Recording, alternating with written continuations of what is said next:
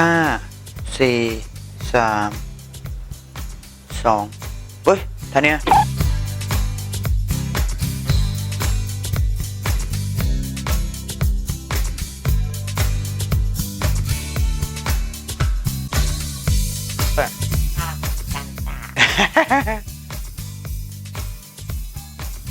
ลองชิมสิเป่าน้าร้อน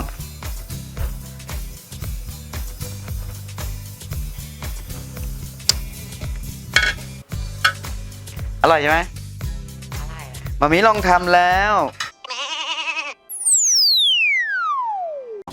สวัสดีค่ะ Make it easy กลับมาอีกแล้วนะฮะย้อนหลัง1 อาทิตย์นะฮะ Happy New Year อุ้ยไม่ใช่ Merry Christmas ก่อนสิครับเลยมาแล้วนะ Merry Christmas นะครับทุกท่านขอให้มีความสุขมากๆเลยนะรายการออนวันเสาร์ดังนั้นก็ช้าไปนิดแต่ว่าไม่ช้าเกินไปเพราะว่ากำลังคืบคลานเข้าสู่ปีใหม่นะครับ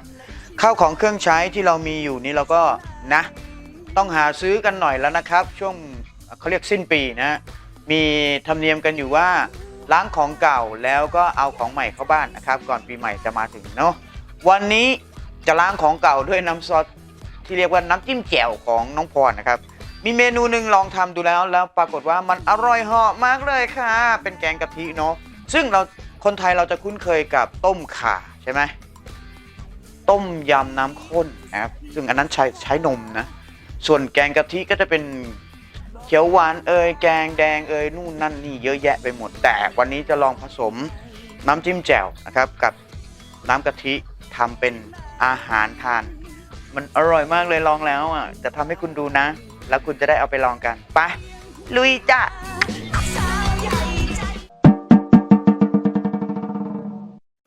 ทีนี้เราก็จะมาดูส่วนผสมที่เราใช้นะครับเรามีเครื่องต้มยำเก่าแก่มากๆเลยนะครับอยู่ในตู้แล้วก็ต้นหอมผักชีครับผมน้ำกะทิครับเห็ดเข็มทองเนื้อปลานิลนะครับแล้วก็น้ำจิ้มแจ่วทั้งหมดนี้คือเรามีเก็บไว้ในตู้ซึ่งมันนานนมมากแล้วลุยจ้ะเราก็นำน้ำกะทินะครับตั้งเตาแล้วก็ใช้แค่เฉพาะใบมะกรูดกับตะไคร้เท่านั้นแล้วก็เราก็จะใส่เกลือลงไปเล็กน้อยนะครับเกลือจะช่วยตัดให้อาหารมีความกลมขึ้นนะครับอย่าใส่เยอะเกินไปนะมันเค็มเราก็จะต้มไปจนกระทั่งมันเดือดนะครับแต่ว่าอย่าให้มันเดือดนานมากไม่งั้นน้ำกะทิมันจะเป็นก้อนนะครับแล้วเดี๋ยวพอทำไมต้องให้เดือดรู้ไหมเวลาเดือดปุ๊บน้ำผักมันจะออกมานะครับมันจะได้คละเคล้าอยู่กับน้ำกะทิโอเครอโอเคครับตอนนี้มันเริ่มเดือดจัดมากแล้วทีนี้เราก็จะปรุงรสเลยนะครับด้วยน้ำจิ้มแจ่วใส่ลงไปเลยครับ1 ทัพพีเลยฮะเยอะเลยแบบนี้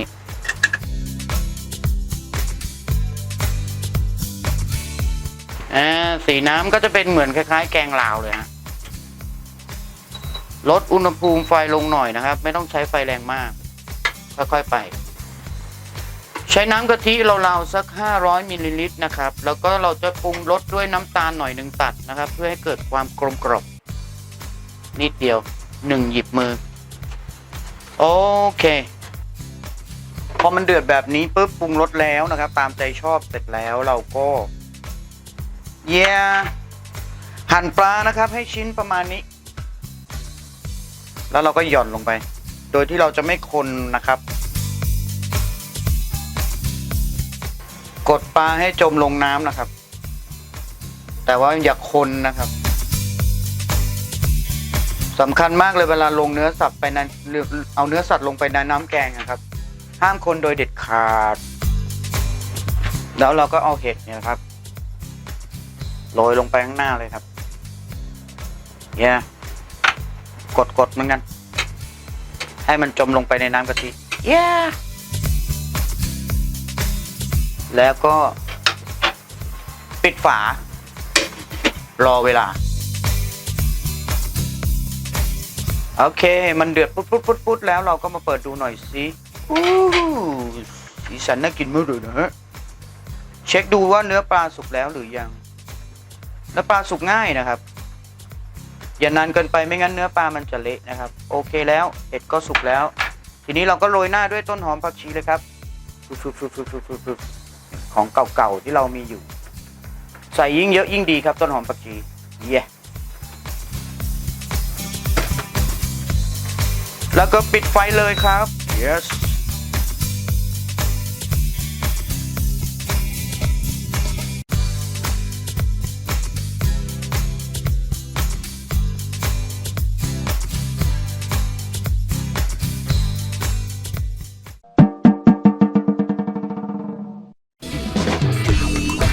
นี่แหละฮะเสร็จแล้วเรียบร้อยนะเมนูที่ง่ายแสนง่ายจริงๆเลยไม่รู้จะพูดว่าอย่างไรนะ แต่ว่าเพื่อความแบบทำให้คุณรู้สึกเชื่อมั่นว่ามันอร่อยจริงดังนั้นเราจะให้เด็กลูกครึ่งลูกเซี่ยวนะครับมาชิมสักนิดท่านนี้มาชิมหน่อยลูกมาแล้วใจเย็นใจเย็นมีโฮโฮโฮด้วยค่ะซันตาลองชิมสิเปล่านะร้อน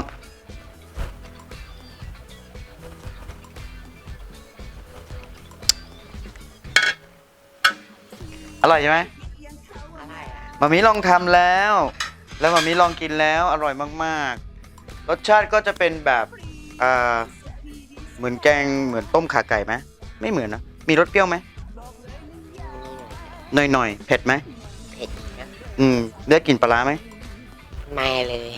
ยน่ารักมากเลยนะฮะส่วนเนื้อปลาก็อย่าต้มนานนะครับเพราะว่ามันจะเละเนาะแต่เนื้อปลาสุกง่ายมากโดยเฉพาะปลานิลอร่อยหาซื้อได้ง่ายๆทั่วไปขายเป็นแพ็คครับเราซื้อเก็บไว้ใน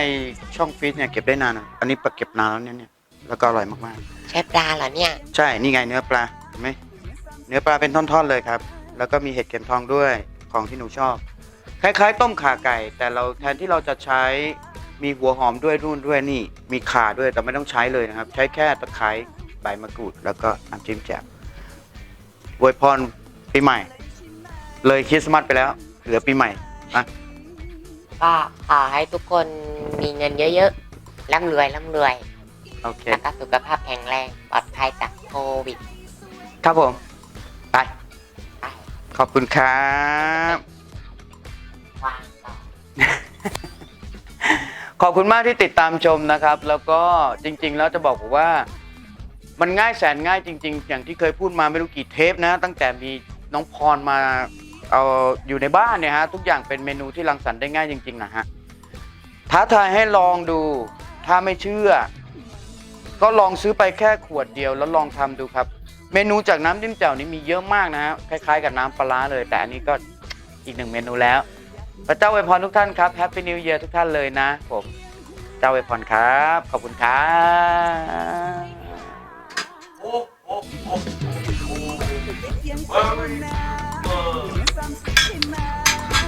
สุดติงอ่ะถูกปากคนไทยเย้